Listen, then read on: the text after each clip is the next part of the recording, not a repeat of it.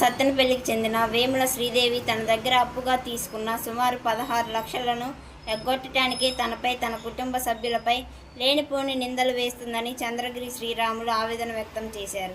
అయితే గతంలో పలుమార్లు తనపై ఫిర్యాదు చేయగా అధికారులు విచారణ జరిపారని, అయితే కొంతమంది ప్రోద్బలంతో కొత్తగా తనపై లేనిపోని ఆరోపణలు చేస్తూ తనపై మీడియా వారితో అసత్య ఆరోపణలు చేస్తుందని, దీనిపై ఉన్నతాధికారులు తగు విచారణ చేపట్టి తనకి న్యాయం చేయాలని సత్తెనపల్లికి చెందిన చంద్రగిరి శ్రీరాములు తెలిపారు.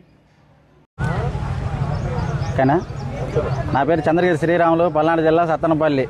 నాది మంగళ షాపు. 2022లో ఏములు శ్రీదేవి గారు అనే ఆమె మా పైన బ్యూటీ పార్లర్ పెట్టింది. వాళ్ళ ఆయనకి నాకు పరిచయం పెరిగింది. వాళ్ళ కుటుంబ సభ్యులు మొత్తం అందరూ తెలుసు. వాళ్ళ అమ్మ, వాళ్ళ నాన్న, వాళ్ళ అన్నయ్య, వాళ్ళ పిల్లలు అందరూ తెలుసు. మా పరిస్థితులు కొద్దిగా బాగలేదని చెప్పేసి నా దగ్గర 16,60,000 రూపాయలు డబ్బులు తీసుకొని వాళ్ళు సెంటరింగ్ చెక్క టాటా వేసి వాళ్ళు ఇల్లు బాగు చేయించుకున్నారు, వాళ్ళు బంగారం చేయించుకున్నారు, వాళ్ళంతా కరెక్ట్గానే ఉన్నారు. నాకు డబ్బులు ఇచ్చే టయానికి షాపు ఖాళీ చేసి బయటికి వెళ్ళిపోయింది. నాగార్జున కాలనీలో షాప్ పెట్టుకుంది. ఏందండి షాప్ ఖాళీ చేశారు, బయటికి వెళ్ళిపోయారు, నాకు డబ్బులు ఇవ్వాలంటే ఇస్తామని చెప్పేసి అన్నారని చెప్పేసి నాకు డబ్బులు ఇవ్వకపోతే నేను స్టేషన్లో కేసు పెట్టా. కేసు పెడితే వాళ్ళ పెద్ద మనుషులు 10 మంది నన్ను పిలిపించి మేము మాట్లాడి నీకు డబ్బులు ఇప్పిస్తామని చెప్పారు. వాళ్ళందరూ సంతకాలు చేశారు. దానికి సంబంధించిన డాక్యుమెంట్ ఉండి, చెక్కులు ఉండి, నోట్లు ఉండి, పాస్ పుస్తకం ఉంది, పొలం కాగితాలు ఉండి, ఇవన్నీ ఉన్నా కూడా మేము డబ్బులు ఇవ్వం, నీ చేత నువ్వు చేసుకుంటే వాళ్ళ దగ్గర నా దగ్గర ఉన్న చెక్కులు నోట్లతో వాళ్ళ ఉన్న డాక్యుమెంట్తో నేను కోర్టులో వేసుకున్నా. కోర్టులో కేసు రన్నింగ్ అవుతుంది. ఈ రన్నింగ్ అయ్యే పరిణామంలో మళ్ళీ ఆమె బయట కొంతమంది వ్యక్తిని కలిసి, పెద్ద మనుషులను కలిసి, వాళ్ళ కులస్తులను కలిసి, వాళ్ళని కలుసుకొని నా మీద దాడి చేసి ఇంటికి పిలిపించి డబ్బులు ఇస్తాం, సానుకూలంగా మాట్లాడతామని చెప్పేసి మా కళ్ళల్లో కారం కొట్టి నన్ను, మా పిల్లల్ని, మా భార్యని, మా అందరిని కొడితే మేము ప్రాణభయంతో వాళ్ళ ఇంటికంచి టౌన్కి వచ్చి రూరల్ స్టేషన్లో కంప్లైంట్ ఇచ్చాం. నా మీద కేసు ఫైల్ అయింది, వాళ్ళ మీద కేసు ఫైల్ అయింది. 2 ఎఫ్ఐఆర్లు కట్టారు.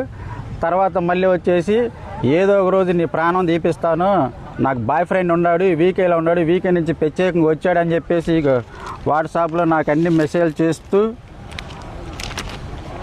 ఇగో ఇవన్నీ నన్ను తిడుతూ, మా పిల్లల్ని తిడుతూ, మా భార్యని తిడుతూ